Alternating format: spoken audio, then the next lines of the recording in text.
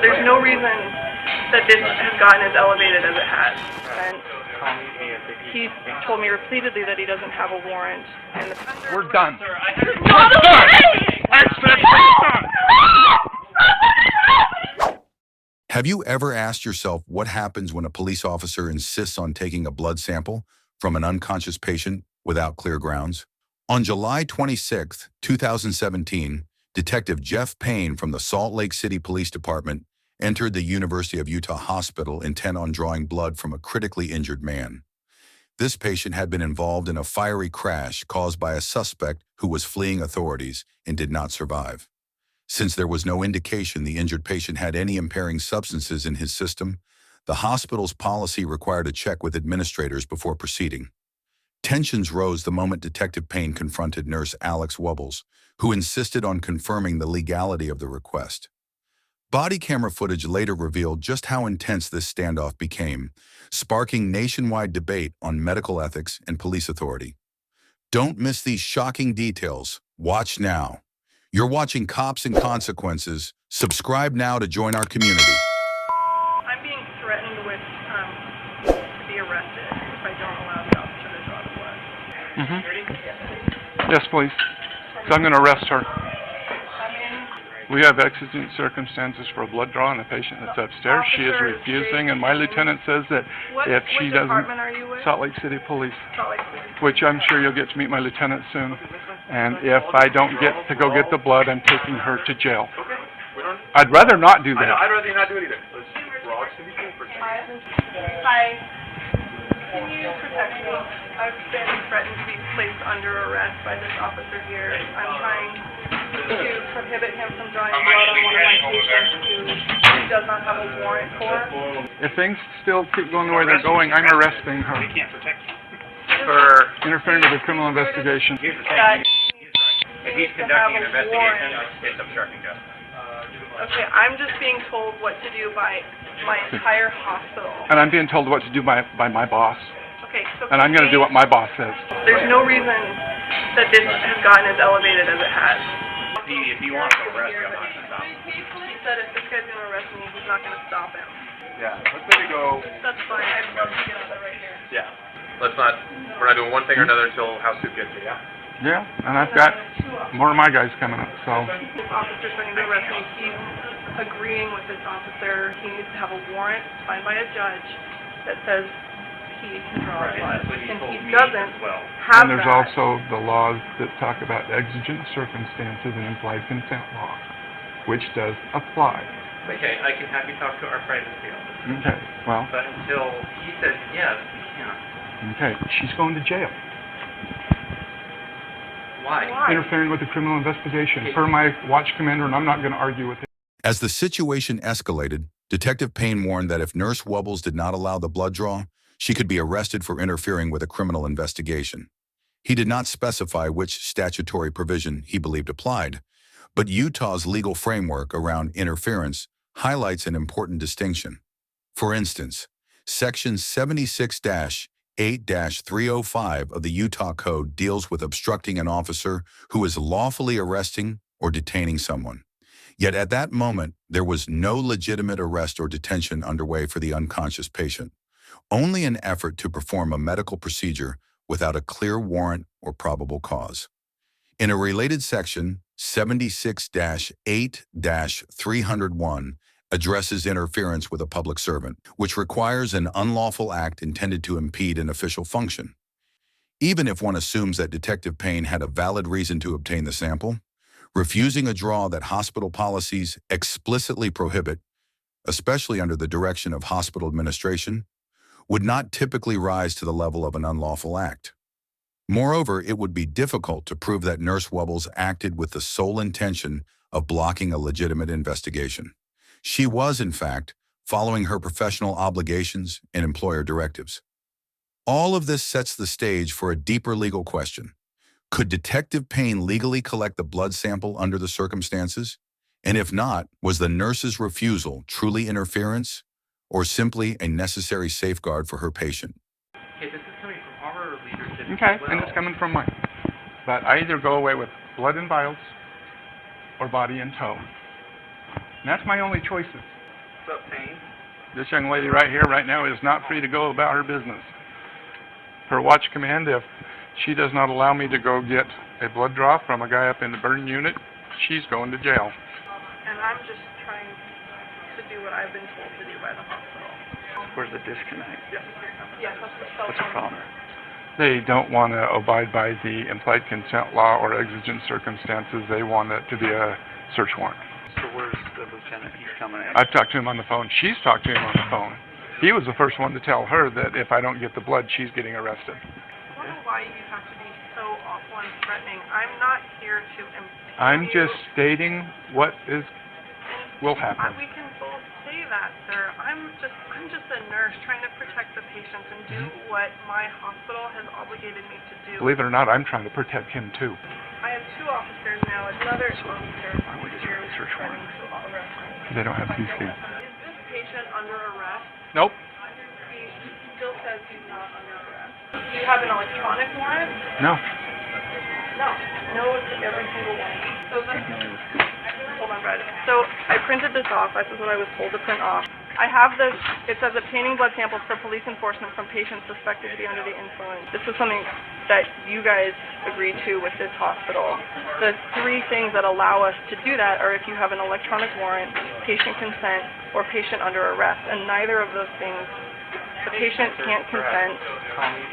He's told me repeatedly that he doesn't have a warrant, and the patient is not under arrest. Okay, so I take it without those in place, I'm not going to get blood. Am I fair to surmise that? Alex, you're not representing the hospital. Yeah, Okay.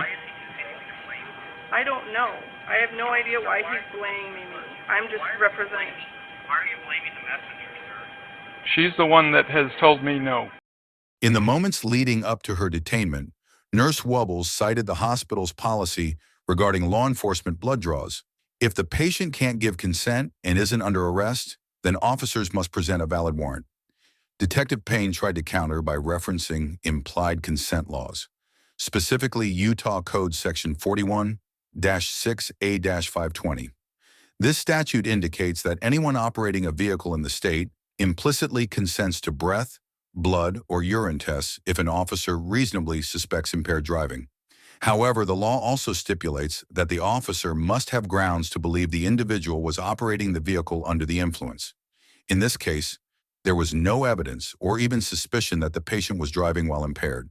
Therefore, the implied consent argument appeared irrelevant.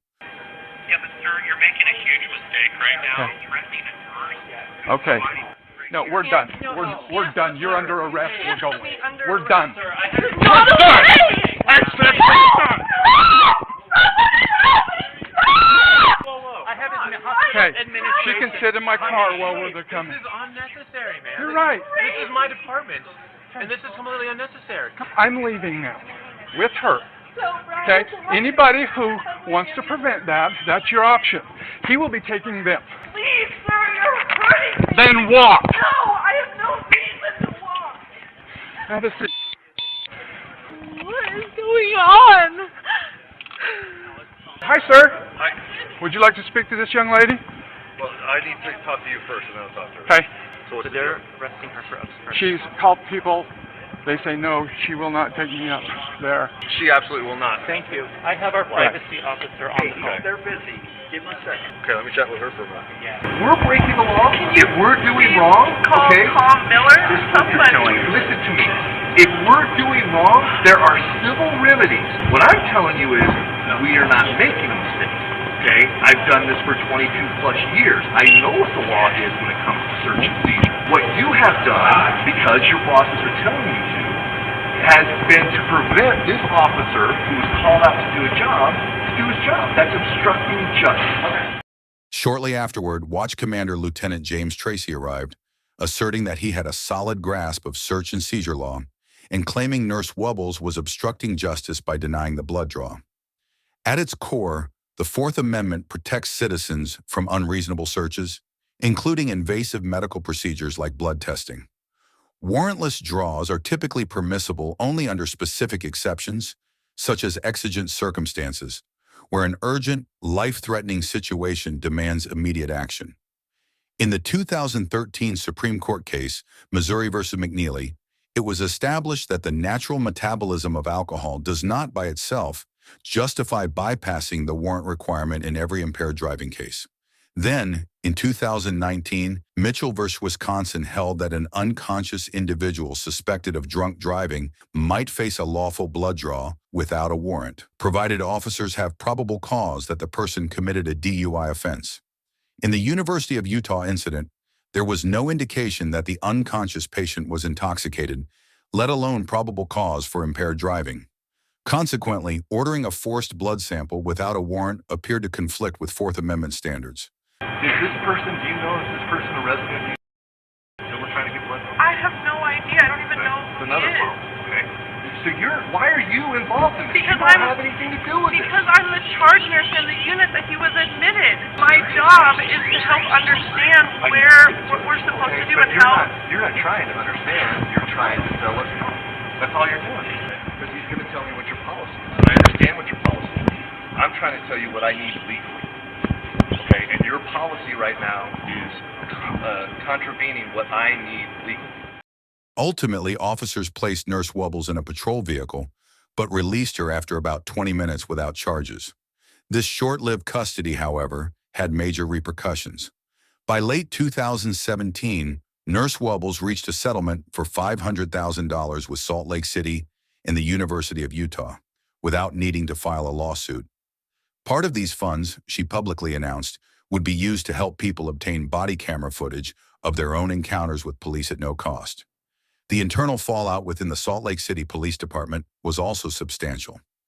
Detective Payne maintained that he was merely following orders from Lieutenant Tracy, while Lieutenant Tracy claimed he had not been fully informed by Payne about the lack of probable cause.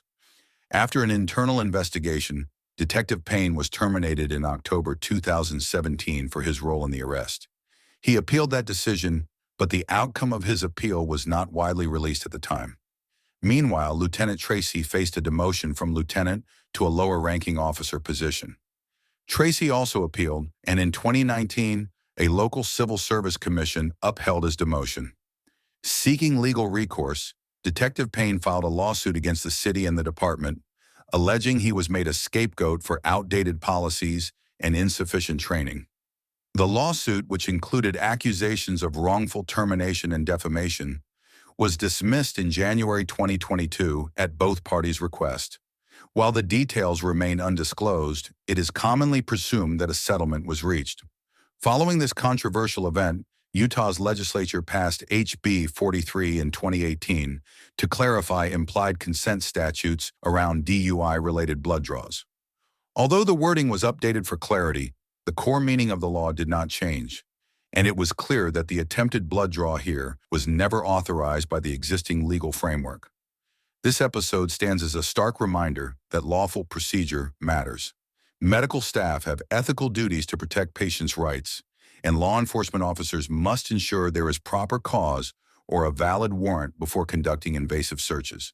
When either side disregards these boundaries, serious consequences, both legal and reputational, often result. Thanks for joining this deep dive into a tense hospital standoff that reshaped policy and drew national attention to patient rights. If you found value in this analysis, be sure to subscribe and continue exploring these pivotal moments in police-citizen interactions. You're watching Cops and Consequences. Subscribe now to stay informed and empowered.